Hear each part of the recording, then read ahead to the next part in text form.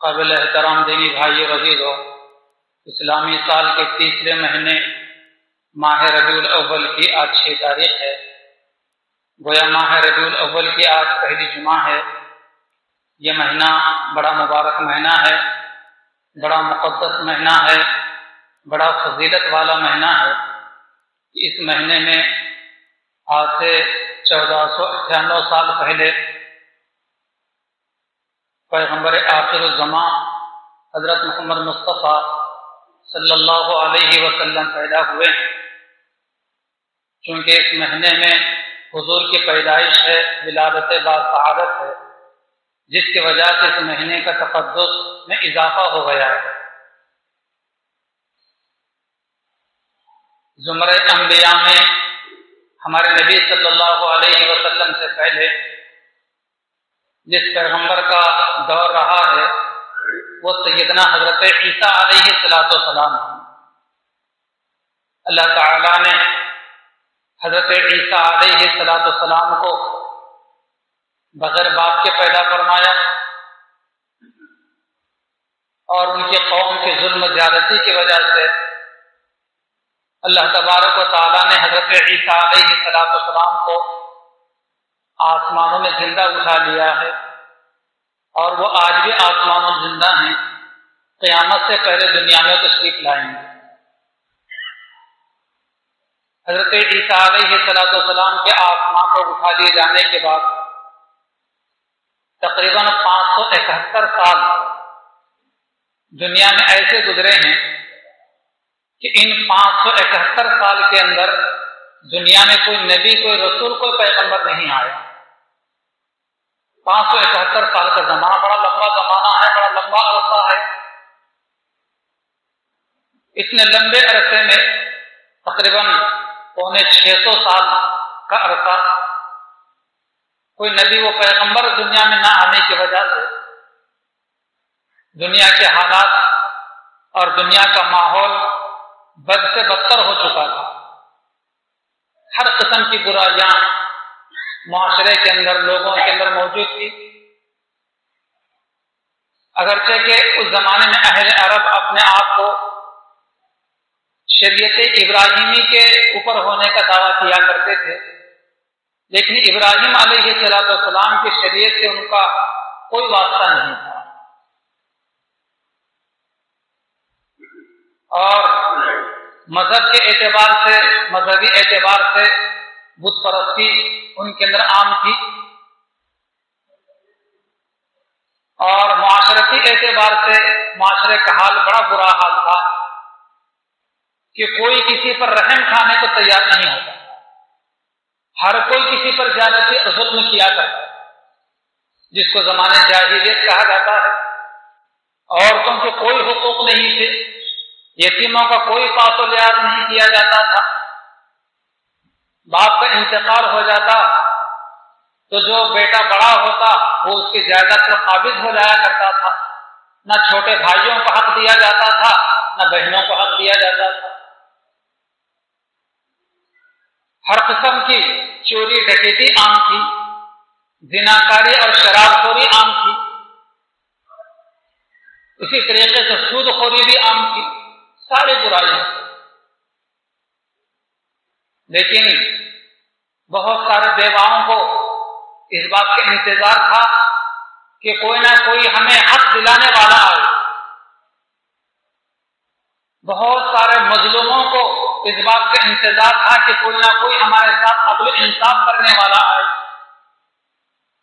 یتیم بچوں کو انتظار تھا کہ کوئی نہ کوئی ہمارے سر پر شفقت کا ہاتھ پھیرنے والا آئے، ان یتیم بچیوں کو انتظار تھا جو پیدا ہوتے ہی جن کو دفن کر دیا جاتا تھا، جن کا کوئی قصور نہیں ہوا کرتا تھا۔ زمین کو انتظار تھا کہ کوئی نہ کوئی توحید پرست ہم پر سجدہ کرنے والا ہے، آسمان کو انتظار تھا کہ کوئی نہ کوئی ہمارے نیچے اپنے رب، اپنے خالق و مالک کو ماننے والا آئے، چاند و سورج کو انتظار تھا کہ کوئی نہ کوئی ہمارے روشنی سے استفادہ کرنے والا آئے، فرشتوں کو انتظار تھا کہ کوئی نہ کوئی موحد توحید پرست آئے کہ ہم اس کے نیکیاں لکھ سکیں، لیکن بظاہر چاروں جانب سے ہر طرف سے مایوسی نظر آتی تھی، اور ہر کوئی اس زمانے کے ماحول سے حالات سے تنگ آ چکا تھا۔ ہر کسی کو انتظار تھا کہ کوئی نہ کوئی قائد آئے، رہنما آئے، رہبر آئے، ہماری قیادت کرنے والا آئے، ہمیں کوئی سیدھا راستہ بتلانے والا آئے، کوئی نبی آئے، کوئی رسول آئے، ہر کسی کو انتظار تھا۔ لیکن بظاہر مایوسی نظر آتی تھی۔ جب ظلم کی انتہا ہو گئی تو اللہ تبارک و تعالیٰ نے فیصلہ فرمایا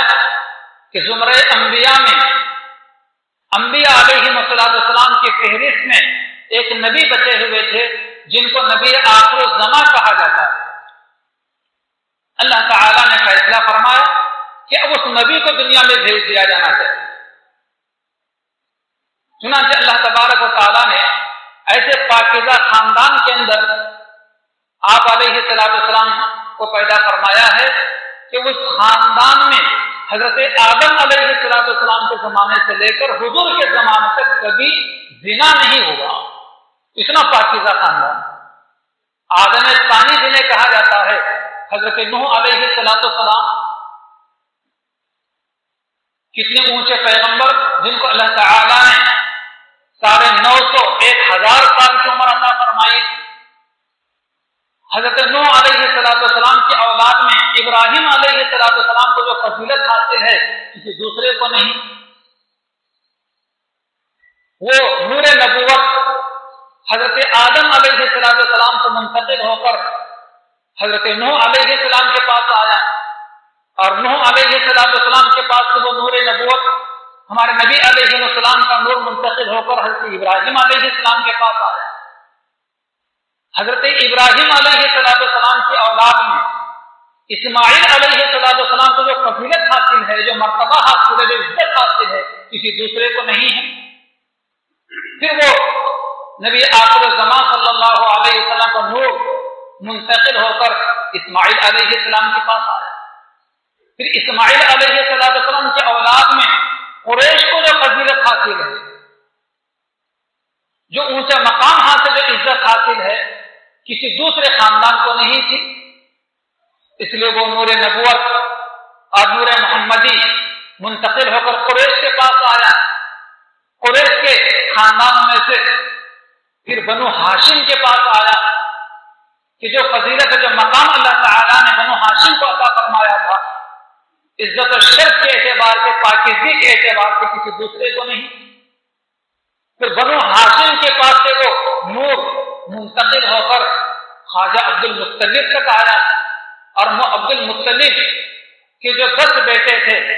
10 بیٹوں میں جو فضیلت، جو مقام اللہ تعالیٰ نے حضرت عبداللہ کو عطا فرمایا تھا، وہ دوسرے بیٹوں کو نہیں عطا فرمایا، اور وہ نور عبداللہ سے منتقل ہو کر جو ہمارے نبی علیہ السلام کے والد ہیں حضرت عبداللہ، ان سے منتقل ہو کر بی بی آمینہ کے پاس آیا۔ بی بی آمینہ ہمارے نبی علیہ السلام کی والدہ ہیں، اور ان کے پیٹ سے پھر آپ علیہ السلام آج سے 1498 سال پہلے شہر مکہ کے اندر خواجہ عبد المطلب کے گھر آپ علیہ السلام پیدا ہوئے۔ ہمارے نبی صلی اللہ علیہ وسلم کے پیدا ہونے سے 2 سال پہلے ہمارے نبی کے والد صاحب حضرت عبداللہ کا مدینہ منورہ میں انتقال ہو گیا۔ ان کا ننیال تھا وہاں پر، ملک شام تجارت کے غرض سے گئے ہوئے تھے، واپسی میں طبیعت خراب ہو گئی ہمارے حضور کے والد عبداللہ کی، اور وہیں پر مدینہ منورہ میں قیام کے دوران ان کا انتقال ہو گیا۔ اب ادھر یہ ہے کہ حضور صلی اللہ علیہ وسلم اپنے ماں کے پیٹ میں ہیں، لیکن جیسے عام طور پر جو عورتیں امید سے ہوتی ہیں، حمل سے ہوتی ہیں، جو تکلیفیں، جو پریشانیاں ان کو ہوتی ہیں، حضور کے والدہ کو ایسا کچھ بھی نہیں، کوئی بوجھ، کوئی پریشانی، کوئی تکلیف کبھی آپ محسوس نہیں کیا کرتی، حتیٰ کہ حضور کی والدہ راستہ چلا کرتی، راستہ چلتے ہوئے اگر حضور کی والدہ کے پیروں تلے کوئی پتھر اور کنکر آ جاتا تو وہ بھی نرم اور موم کی طرح ہو جاتا۔ یہ گویا اس بات کے اشارہ تھا کیا وہ نبی آخر زمان دنیا میں تشریف لا رہے ہیں؟ جس کسی کی زندگی میں اس نبی آخر زمان کی تعلیمات ہوں گی، اس کے اخلاق و کردار ہوں گے، اس کا دل بھی سینے کے اندر نرم ہونا چاہیے، تنگ دل، سخت دل نہیں ہونا چاہیے، بے رحم نہیں ہونا چاہیے، بلکہ رحم دل ہونا چاہیے۔ اسی وجہ سے ہمارے نبی صلی اللہ علیہ وسلم کو اللہ تبارک و تعالیٰ نے قرآن مجید میں رحمت للعالمین فرمایا گیا، آپ سارے جہان کے لیے رحمت بن کر آئے۔ حتیٰ کہ بیوی آمنہ کے تعلق سے یہ بات آئی ہے کہ جس کنویں پر پانی لینے کے لیے جایا کرتی تھی، دوسری عورتیں بھی آپ کے ساتھ ہوا کرتی تھی، دوسری عورتوں کے لیے رسی اور ڈول کی ضرورت پڑتی تھی پانی نکالنے کے لیے، لیکن بی بی آمنہ اپنا مٹکا لے کر کنویں کے قریب چلی جاتی تو پانی خود اوپر آ جایا کرتا۔ اور درختوں سے، پہاڑوں سے سلام کی اور پیغمبر آخر زمان علیہ السلام کی خوشخبری آپ کو سنائی جاتی ہے۔ اور اس دوران بھی حضرت بی بی آمنہ اپنے جسم میں بڑی خوشبو محسوس کیا کرتی تھی۔ مکہ مکرمہ کی خواتین کو معلوم ہوا کہ خواجہ عبد المطلب کی بیوہ بہو بڑی اعلیٰ کوالٹی کی اور بڑی عمدہ قسم کی خوشبو استعمال کرتی ہے، نہ جانے کون لا کر دیتا ہے یا کہاں سے لاتی ہیں وہ، عورتوں میں عام طور پہ یہ بات ہوتی ہے۔ تو آہستہ آہستہ یہ بات جو ہے بی بی آمنہ کے خسر عبد المطلب تک یہ بات پہنچی کہ آپ کی بیوہ بہو جو بڑی اونچی، بڑی عمدہ قسم کی، بڑی قیمتی خوشبو اور عطر استعمال کرتی ہے۔ تو ایک مرتبہ عبد المطلب اپنے بیوہ بہو کے پاس آئے، کہا کہ بیٹے مجھے معلوم ہوا ہے کہ آپ بڑی عمدہ قسم کی خوشبو استعمال کرتی ہیں اور بہت قیمتی خوشبو آپ استعمال کرتی ہیں، بھلا مجھے بتلائیے تو آپ یہ خوشبو لاتی کہاں سے ہیں اور آپ کو لا کر کون دیتا ہے؟ بیوہ بہو کے آنکھوں سے آنسو جاری ہو جاتے ہیں اور کہنے لگ جاتی ہے بہو اپنے خسر سے کہ ابا حضور،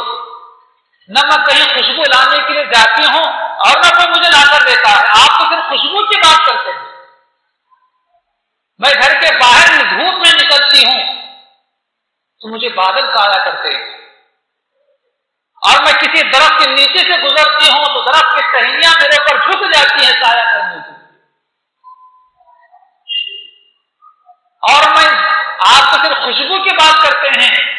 میں کبھی تھوکتی بھی ہوں تو میرے تھوک میں بھی خوشبو آنا شروع ہو جاتی ہے۔ خواجہ عبد المطلب چلے جاتے ہیں، کچھ نہیں کہتے اپنے بہو کو، لیکن اندازہ لگائیے خوشبو کس چیز کی تھی؟ یہ خوشبو تھی پیغمبر آخر زمان حضرت محمد مصطفیٰ صلی اللہ علیہ وسلم کی خوشبو تھی کہ وہ پیٹ میں تھے، اس لیے کہ ہمارے نبی صلی اللہ علیہ وسلم کا جسم مبارک بڑا خوشبودار جسم ہوا کرتا، جس کسی سے آپ علیہ وسلم مسافہ کیا کرتے تھے تو جس سے مسافہ کرتے اس کے ہاتھوں میں بھی خوشبو آ جایا کرتی، جس راستے سے حضور صلی اللہ علیہ وسلم گزرا کرتے تھے اس راستے سے خوشبو آتی تھی، لوگ پہچان لیتے تھے کہ اس راستے سے پیغمبر آخر زمان حضرت محمد مصطفیٰ صلی اللہ علیہ وسلم گزرے۔ آپ جس بستر پر سویا کرتے تھے سارا بستر خوشبودار ہو جایا کرتا۔ آپ ایک مرتبہ دوپہر میں دھوپ کے زمانے میں اپنے ایک رشتے دار کے پاس گئے تو آپ علیہ السلام کو کھانا پیش کیا گیا، آپ علیہ السلام نے کھانا تناول فرمایا، پھر آپ آرام کرنا چاہتے تھے تو آپ علیہ السلام کے لیے چمڑے کا بستر بچھایا گیا۔ اس قسم کے آج جو ہم بستر استعمال کرتے اس زمانے یہ کہاں بستر، حضور کے لیے چمڑے کا بستر بچھا دیا گیا، آپ علیہ السلام اس کے اوپر تھوڑی دیر لیٹ گئے، خیل اللہ فرمایا آپ علیہ السلام نے، پھر آپ اپنے بستر سے اٹھے، پھر آپ چلے گئے۔ وہ خاتون جس کے گھر آپ تشریف لے گئے تھے اور آپ نے ان کے بستر پر آرام کیا تھا، اس خاتون صحابیہ کا کہنا یہ ہے، آج بھی احادیث مبارکہ میں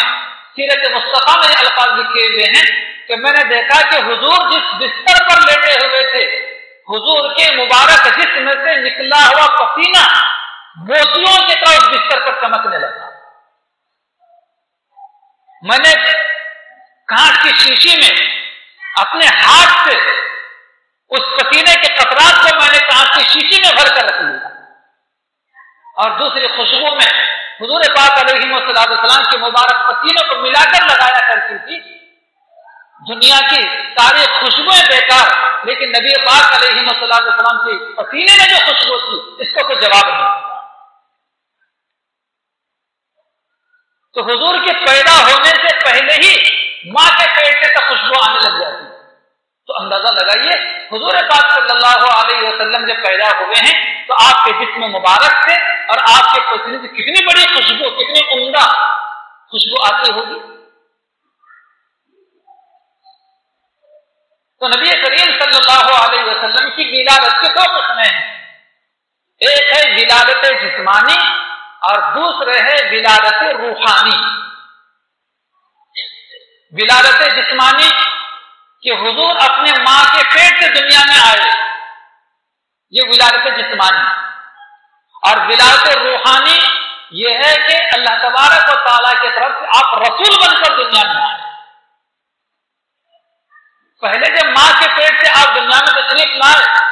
تو اس وقت آپ کی حیثیت محمد ابن عبداللہ کی تھی، اور جس وقت آپ رسول بن کر دنیا میں تشریف لائے تو آپ کی حیثیت محمد رسول اللہ کی تھی۔ اور یہ دونوں کی دونوں ولادتیں آپ کی جسمانی بھی اور روحانی بھی، یہ دونوں کی دونوں ولادتیں آپ کی ماہ ربیع الاول کے اندر ہوئی۔ آپ کی حقیقی جسمانی پیدائش بھی ماہ ربیع الاول کے اندر، اور روحانی پیدائش بھی آپ علیہ السلام کی وہ بھی ماہ ربیع الاول کے اندر، دونوں کی دونوں۔ ہمارے نبی صلی اللہ علیہ وسلم زمرے انبیاء میں بڑا اونچا مقام ہے۔ آپ کو امام الانبیاء بھی کہا جاتا ہے، شفیع المذنبین بھی کہا جاتا ہے۔ امام الانبیاء کا مطلب یہ ہے کہ آپ علیہ السلام تمام انبیاء کے امام ہیں۔ ایک مرتبہ جب آپ علیہ السلام معراج میں تشریف لے جا رہے تھے، جب آپ بیت المقدس تشریف لے گئے تو وہاں پر اللہ تبارک و تعالیٰ نے اپنے قدرت سے سارے انبیاء علیہ السلام کو جمع فرمایا تھا بیت المقدس میں، اور وہاں آپ علیہ السلام نے سارے انبیاء کی امامت فرمائی۔ اس اعتبار سے آپ علیہ السلام کو امام الانبیاء کہا جاتا ہے۔ آپ شفیع المذنبین ہیں، ذمون کے معنی آتے گناہ کے، شفیع کے معنی آتے سفارش کرنے کے۔ قیامت کے دن سارے پیغمبروں کی امتیں اپنے اپنے پیغمبروں کے پاس جائیں گی کہ ہمارے حق میں اللہ تعالیٰ سے سفارش کر دیجیے کہ آج ہمارا کوئی پرسان حال نہیں ہے، نفسا نفسی کا عالم ہے، ہر کوئی پریشان حال ہے، حساب کتاب لے لیا جائے۔ لیکن ہر نبی، ہر پیغمبر اپنے بارے میں خدا سے ڈرتا ہوگا کہ آج اللہ تبارک و تعالیٰ بڑے جلال میں ہیں، ہماری آج مجال نہیں ہے کہ اللہ تبارک و تعالیٰ کے بارگاہ میں پہنچ کر آپ کی سفارش کر سکیں۔ آخر میں جا کر یہ بات آئے گی کہ تم پیغمبر آخر الزمان کے پاس جاؤ کہ وہ شفیع المذنبین ہیں، کہ وہ گناہ گاروں کی سفارش کرنے والے ہیں۔ جب سارے لوگ حضور پاک علیہ السلام پر تشریف لائیں گے تو حضور صلی اللہ علیہ وسلم اپنے گناہ گاروں کے، اپنی امت کے گناہ گاروں کے لیے اللہ تعالیٰ کے بارگاہ میں پہنچ کر سفارش کریں گے، اور وہ مقام جہاں پر پہنچ کر سفارش کریں گے اس مقام کو مقام محمود کہا جاتا ہے، جس کا تذکرہ قرآن مجید کے اندر بھی موجود ہے، اور اس کا تذکرہ اس دعا کے اندر بھی ہے جو دعا اذان کے بعد پڑھی جاتی ہے۔ گویا کہ ہر مسلمان دعا پڑھ کے اللہ تبارک و تعالیٰ کے بارگاہ میں درخواست کرتا کہ یا اللہ ہمارے نبی حضرت محمد مصطفیٰ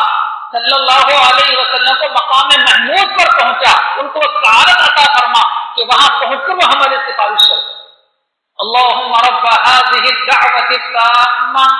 والصلاة القائمة آت محمدا الوسيلة والفضيلة وابعثه مقاما محمودا،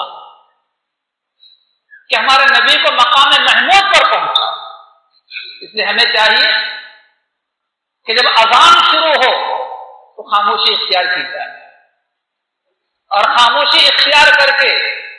مؤذن صاحب جو کلمات اذان میں کہتے ہیں اپنے زبان سے وہی کلمات کہے جائیں، اور اذان ختم ہونے کے بعد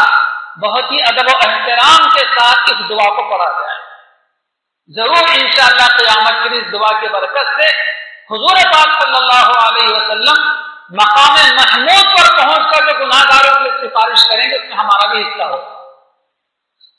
اس سفارش میں ہمارا بھی حصہ ہوگا۔ اس لیے دعا کا خاص طور پر اہتمام کرنا چاہیے۔ بہرحال حضرت عیسیٰ علیہ السلام کے آسمان پر اٹھا لیے جانے کے 571 سال کے بعد 12 ربیع الاول کو ہمارے نبی صلی اللہ علیہ وسلم مکہ مکرمہ کے اندر پیدا ہوئے۔ نبی کریم صلی اللہ علیہ وسلم کے ذات عالی اور آپ کا تقدس، آپ کی عظمت اور آپ کی فضیلت پر آنکھوں پر، اور قرآن و حدیث میں آپ کے بڑے فضائل بیان کیے گئے ہیں۔ ان میں ایک یہ بھی ہے کہ حضور کے نام نامی اسم گرامی سننے کے بعد، لکھنے کے بعد اور پڑھنے کے بعد، جیسے پچھلے جمعہ کے اندر میں نے بتلایا تھا کہ درود شریف ضرور پڑھنا چاہیے۔ اس آدمی کو راستہ بھولنے والا، بخیل، کنجوس کہا گیا ہے جو حضور کا نام سنے یا پڑھے، لکھے اور درود نہ پڑھے۔ ضرور درود شریف پڑھنا چاہیے، بڑی فضیلت ہے۔ ایک مرتبہ درود شریف کے پڑھنے پر اللہ تبارک و تعالیٰ 3 چیزیں عطا فرماتے ہیں۔ 10 گناہ معاف کرتے ہیں، 10 نیکیاں عطا فرماتے ہیں، اور 10 درجے جنت میں بلند ہوں گے۔ جو قرآن مجید کی آیت مبارکہ میں نے تلاوت کی ہے، الذین آتیناہم الکتاب یعرفونہ کما یعرفون ابناءہم، کہ اہل کتاب جو تھے، اہل کتاب سے مراد یہود النصارہ،